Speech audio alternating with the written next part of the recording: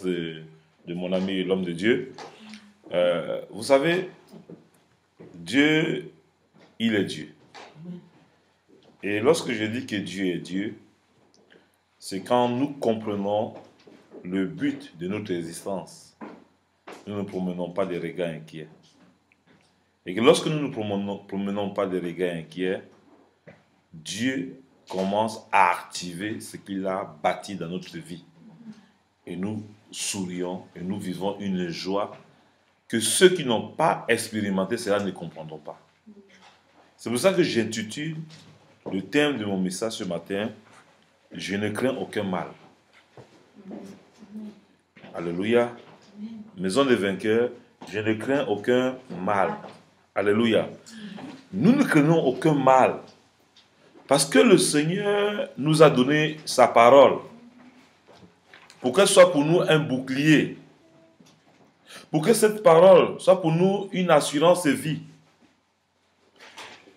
Beaucoup de gens, chaque jour lorsqu'ils se lèvent, ils essayent de préparer et de garantir leur vie.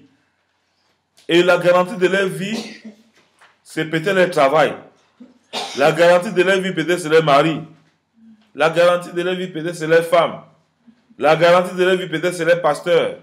Et dès qu'une de ces personnes est reprise par le Seigneur, ou bien que ces personnes décèdent, vous voyez que la personne n'a plus de repères dans la vie. Ce n'est pas le but de Dieu pour nous que nous n'ayons plus de repères. Il veut être le repère de notre vie continuellement. Lorsque nous venons au culte de dimanche, nous venons charger nos batteries pour pouvoir vaincre la semaine. C'est pour ça que nous devons décider dans notre vie de ne pas être un sujet de malheur, mais toujours de bonheur. Et de refuser toute forme de frustration dans notre vie. Car Dieu nous donne la possibilité de ne pas marcher dans la frustration. Dieu, lorsqu'il vient dans notre vie, c'est pour que nous puissions célébrer la vie chaque jour. Et que nous puissions apprécier notre quotidien. Amen. Et lorsque nous commençons à apprécier notre quotidien, notre visage est toujours rayonnant. On n'a pas besoin des produits pour mettre sur nos visages pour rayonner. Non. L'abondance de Dieu en nous fait que nous brillons. Amen. Fait que notre lumière luise. Et que tout le monde, lorsqu'il nous regarde, il veut devenir comme nous. Jésus n'est pas venu dans ta vie pour que ta vie soit stable. Il ne veut pas que ta vie soit stagnante, pardon. Mais il veut que ta vie avance. Il veut que tu entres dans le potentiel qu'il a mis en toi. Alléluia. Amen. Vous n'êtes pas n'importe qui. Et lorsque vous venez à Dieu, il fait mourir la vieille nature qui était en vous. Amen. Vos comportements avant que vous aviez, que vous ne connaissez pas Dieu. Lorsque vous venez à lui, il vous charge vos batteries, il vous donne une nouvelle visibilité de la vie, il vous donne une nouvelle orientation, il vous donne une nouvelle conviction. Et la conviction que le Seigneur vous donne, c'est joie, c'est détermination, c'est succès, c'est réalisation, c'est capable. Il est capable. Il va te dire, je suis capable. Avance. Je ne t'abandonne pas. Je serai toujours avec toi. Même quand tu es affligé, il vient te soutenir. Même lorsque tu as les problèmes, il vient te consoler. Même quand tu perds ta mère, lorsque tu perds ton père, c'est lui ce qui peut consoler ceux qui sont affligés. Amen. Je ne sais pas ce que tu as déjà perdu dans la vie, mais j'ai une bonne nouvelle pour toi. Dieu est capable de te combler au-delà de ce que tu as perdu. Amen. Tu ne dois pas promener les regards inquiets, je vous en prie. Je vous aime. Comme je vous aime, je donne le meilleur de moi-même pour pouvoir vous communiquer cette vie. Et que la parole de Dieu pour vous ne soit pas un meuble. Quand vous finissez le dimanche, vous allez ranger votre Bible, soit en bas de votre lit, soit sous vos fauteuils, soit en bas de l'oreiller en croyant que c'est ça qui va vous protéger. Non. C'est lorsque vous découvrez les Écritures, et que l'Écriture s'imprègne dans votre cœur, que vous commencez à expérimenter la vie que Dieu nous donne au travers de cette parole. Ne soyez pas ceux qui récitent des versets bibliques, qui colorent la Bible. Quand vous voyez la Bible, c'est coloré, et qui ne vivent même pas une écriture de cette Bible-là. Soyez vrais avec vous-même. Et expérimentez Dieu dans votre quotidien. Alléluia. La foi, là, elle n'est pas collective, elle est individuelle. Et quand on dit la foi, elle est individuelle, c'est que toi-même, tu dois prendre cette foi-là pour que ta vie change. Comme tu veux la voir changer. Ce n'est pas quelqu'un qui va te demander de changer. Toi-même, tu dois prendre la décision de dire, non, moi, je dois changer ma vie. Et de toi-même, tu ne veux pas changer. C'est pour ça que tu as besoin du Seigneur, pour que le Seigneur t'aide à changer ton quotidien. Et lorsque tu veux, tu peux avec Dieu. Avec Dieu, nous ferons des exploits. Amen. Alléluia. Maison des vainqueurs, nous ferons des exploits. Nous sommes déjà en train d'avancer. Par la grâce de Dieu, d'ici le mois de janvier, on aura notre salle. Alléluia. Et quand on a une salle, une église, ce n'est pas pour la fermer. Elle doit être ouverte tous les jours. Parce que les gens ont besoin d'être soignés. Ils ont besoin de soigner les âmes. Alléluia. Vous voyez les gens qui sont debout. Vous voyez les gens dans les grosses bagnoles. Ne les enviez pas. Ils cherchent le Seigneur que vous avez et que vous ne savez pas expérimenter. L'attitude de votre âme est plus importante que votre chair. Lorsque votre âme et l'esprit, elle est élevée, le matériel vous suit. C'est pour ça que Jésus a dit, cherchez premièrement le royaume. Premièrement, le royaume. Pourquoi il a insisté de chercher premièrement le royaume? Quand tu cherches le royaume, la lumière de Dieu s'illumine dans ta vie. Et lorsque la lumière de Dieu s'illumine dans ta vie, même le matériel te demande, viens me délivrer entre les mains des gens qui ne savent pas m'utiliser. Le monde entier attend la révélation des fils de Dieu. Amen. Et le matériel attend la révélation des fils de Dieu. Lorsqu'on va se révéler, le matériel sera obligé de nous poursuivre. Car nous sommes l'espèce royale. Nous sommes distingués dans ce monde. Nous sommes les choix de Dieu. Et Dieu nous a donné cette marque qui est cette lumière qui brille en nous. C'est pour ça qu'Ésaïe 61, au verset 1, nous dit, l'Esprit du Seigneur est sur moi. Alléluia. Alors, pourquoi l'Esprit du Seigneur est sur toi? Et c'est toi qui vis avec la tristesse. Pourquoi l'Esprit du Seigneur est sur toi? C'est toi qui confesses la négativité. Pourquoi l'Esprit du Seigneur est dans ta vie? C'est toi qui vois toujours l'impossibilité. Pourquoi l'Esprit de Dieu est sur toi? Tu te vois toujours accablé par des maladies. Pourquoi l'Esprit du Seigneur est sur toi? C'est toi qui as tous les problèmes du monde entier. Pourquoi l'Esprit du Seigneur dans ta vie? C'est toi qui vis toujours dans le désert. Tu dois te poser les questions. Est-ce que tu es à côté de l'Esprit de Dieu ou bien l'Esprit de Dieu est sur toi? Parce que lorsque l'Esprit de Dieu vient dans notre vie, c'est pour que notre vie change. Jésus a dit, il est préférable qu'il s'en aille. Il nous enverra le consolateur, le Saint-Esprit. Le consolateur, le Saint-Esprit ne vient pas dans notre vie pour s'asseoir comme un meuble, mais il vient nous transformer afin que notre joie soit parfaite. Amen. Parce que la joie des gens ne sont pas parfaits. Il y a des gens qui forcent le rire. Il y a des gens qui forcent le sourire. Il y a des gens qui forcent la beauté. Il y a des gens qui forcent, qui veulent prouver aux gens qu'ils ont réussi. Mais j'ai une bonne nouvelle pour vous. Quand le Saint-Esprit vient dans votre vie, vous ne réussissez pas par votre propre force. Vous réalisez que vous êtes dans l'abondance. Vous réalisez que vous êtes dans l'accomplissement de Dieu. Vous réalisez que vous êtes dans le repos de Dieu. Et lorsque vous êtes dans le repos de Dieu, ça se sent.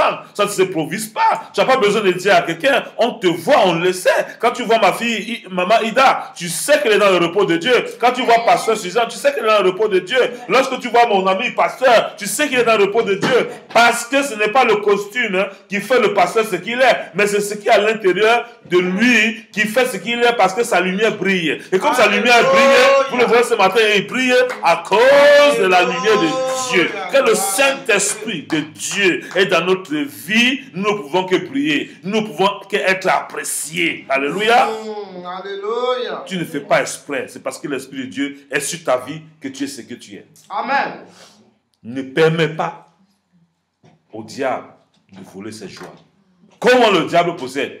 La Bible nous dit, le diable rôde comme un lion rugissant. Il fonctionne comme un lion. Mais le diable n'est pas un lion. Le seul lion que nous avons, c'est le lion de la tribu de Juda, qui est notre Dieu. Alléluia. Alléluia. Le lion, nous savons qu'il vient dévorer les œuvres du diable dans notre vie. Alors le lion de la tribu de Juda, lorsque le Saint-Esprit est dans ta vie, il dévore tout ce qui est ténébreux dans ta vie. Tu te vois en train de surmonter ta vie. Les choses que tu faisais avant quand tu as le Saint-Esprit, tu n'arrives plus à le faire parce que Dieu lui-même a écarté le danger de ta vie. Il a écarté tout ce que l'ennemi a préparé pour toi. Pendant que les gens vont chez les féticheurs, cherchant à éliminer votre vie, ils vous voient toujours en vie, ils sont surpris parce que le Saint-Esprit en vous est une lumière de protection, est une lumière d'orientation. Tu te lèves le matin, tout va pour toi, tu ne sais pas ce qui se passe parce que le Saint-Esprit te devance même pendant ton sommeil pour aller ouvrir les portes pour toi. Tu dois t'attacher à ces valeurs spirituelles. Amen. Alléluia. Alléluia. La Bible est claire, elle est formelle. Ce n'est pas une histoire, c'est une réalité. Lorsqu'on parle de Dieu, vous ne devez pas parler de Dieu comme des gens qui sont étrangers. Vous devez parler de Dieu avec assurance. Vous devez parler de Dieu avec certitude. De la même manière que vous allez apprendre les mathématiques, 1 plus 1 est égal à 2, Dieu va dire à ton frère que Jésus, il est capable de régler la situation que tu traverses. Et parce que tu es conscient que Jésus peut le faire. Si Jésus est incapable, pourquoi parleras-tu de Jésus à quelqu'un? Il y a beaucoup de gens sur cette terre. Quand vous les attaquez, ils te disent, je suis chrétien. Ils ne savent même pas la marque de chrétien. Chrétien veut dire quoi? Chrétien veut dire que tu marches comme Christ. En tant que sympathisant d'une église, tu n'es pas chrétien. Tu peux être sympathisant dans une église. Tu peux aller dans une église de réveil. On chante, tu chantes les chœurs. Mieux que les chants de l'église. Tu peux danser mieux que tous les chants de l'église. Tu peux prêcher plus que le pasteur. Mais si tu n'as pas reçu Christ dans ta vie, tu es sympathisant. Il y a même des pasteurs, ils sont sympathisants. Ils ne sont pas chrétiens. Amen. Mais ils sont pasteurs. Ils sont pasteurs parce qu'eux-mêmes s'improvisent pasteurs. Et mais Dieu dit, ce n'est pas à vous de juger ces personnes. Lui, il va s'occuper d'eux à la fin du temps. C'est important de vivre votre histoire. Lorsque vous voyez les défauts aux gens, Dieu vous dit, faites attention. Confiez-moi ce combat. Je veux combattre. Ne combattez parce que je ne vous ai pas demandé de combattre. Lorsque la lumière de Dieu dans ta vie, les gens des ténèbres s'enfuient. Parce que quand il y a lumière au niveau des ténèbres, les ténèbres fuient l'endroit où il y a la lumière. C'est pour ça que la lumière en toi te chasse tous ceux qui ont de mauvais comportements et Dieu écarte de ton chemin tous ceux qui doivent écarter pour que ta vie réussisse. Tu vas voir même que quand tu t'approches de la lumière de Dieu, que tu t'approches, tu ne sais pas ce que ton conjoint fait. Ton conjoint peut être quelqu'un qui vit dans le satanisme. Et toi, dans ta tête, tu crois que c'est ton mari ou c'est ta femme. Pendant que tu t'approches de Dieu, il y a un problème. La personne ne veut plus que tu pries. La personne ne veut plus que tu parles de Jésus. La personne ne veut plus que tu fonctionnes. Laisse que Jésus remplace ce qui va partir. Parce que Jésus est capable de remplacer la pièce endommagée. Si ton mari ou ta femme est une pièce endommagée, Dieu va la remplacer pour que tu entres dans son bonheur éternel. Ne sois pas esclave d'une situation. Tu n'es pas obligé de vivre une histoire qui ne t'appartient pas. Alléluia. Tu dois vivre la réalité de ce que Dieu a réservé pour toi. Et cette réalité s'improvise lorsque tu crois à l'Esprit du Seigneur tel que dit Esaïe. L'Esprit du Seigneur est sur moi. Car l'Éternel m'a oint. Alléluia. Pour quoi? Pour porter de bonnes nouvelles aux malheureux. Alors, imaginez que Dieu, il t'a oint pour porter des bonnes nouvelles. À qui? Aux malheureux. Si ton frère, ta soeur est malheureux, bien malheureuse, tu dois communiquer quoi? La bonne nouvelle pour que la personne sorte de cette ténèbres. Amen. La lumière dans ta vie ne vient pas pour dire à quelqu'un, Yako, ou bien Asia, ou bien ça va aller. Non. Avec que Dieu est capable de changer ta position. Ma soeur, toi où tu es stérile là, tu es capable de concevoir. On va prier. Tu vas concevoir. Au nom de Jésus. C'est pour ça que lorsque tu as un problème, viens rencontrer le docteur Bruno. Moi, je vais prier, tu vas sortir de ce problème-là.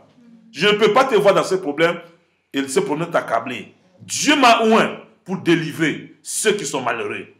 Dieu m'a oint pour délivrer ceux qui ont des problèmes. Dieu m'a oint pour délivrer les stériles. Dieu m'a oint pour délivrer ceux qui ne savent pas comment faire pour se marier. Parce que Dieu m'a oint pour te donner l'onction du mariage. Alléluia. Alors, si Dieu m'a oint et que je ne mets pas en évidence ce que j'ai, c'est que je ne sais pas la lumière qui est en moi. Et cette lumière qui est en moi, je vous la communique. Alléluia. Et c'est pour ça que votre vie doit changer. Que vous voulez, vous ne voulez pas vous rentrer chez vous, tout va commencer à changer. Vos dettes, Dieu va commencer à trouver une issue pour que vos dettes soient réglées.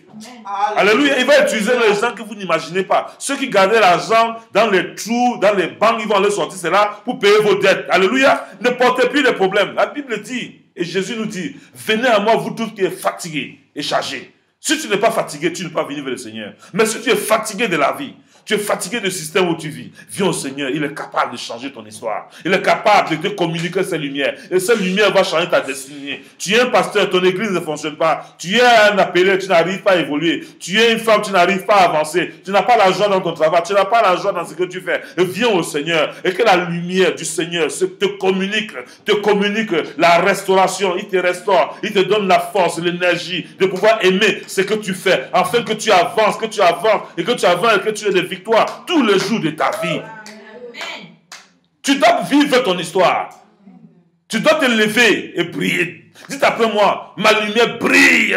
Ma lumière brille. Au nom de Jésus. Au nom de Jésus. Alléluia. Amen. Vous devez laisser le combat au Seigneur. Lui, il est un lion. Le diable rôde comme un lion. Comme un lion. Il n'est pas un lion. Vous avez besoin de dormir et voir votre combat. Confiez votre combat au Seigneur. Alléluia. Il y a des gens ici, je vois, ils se torturent dans des jeûnes à ne pas finir. Ils croient que c'est des jeûnes qui peuvent influencer le monde éternel. C'est faux. Le jeûne est un accompagnement pour que tu sois soumis, ta chair soit soumise, pour que tu comprennes les instructions du Seigneur et que ta lumière brille et que l'éternel, le diable, fuit loin de ta vie.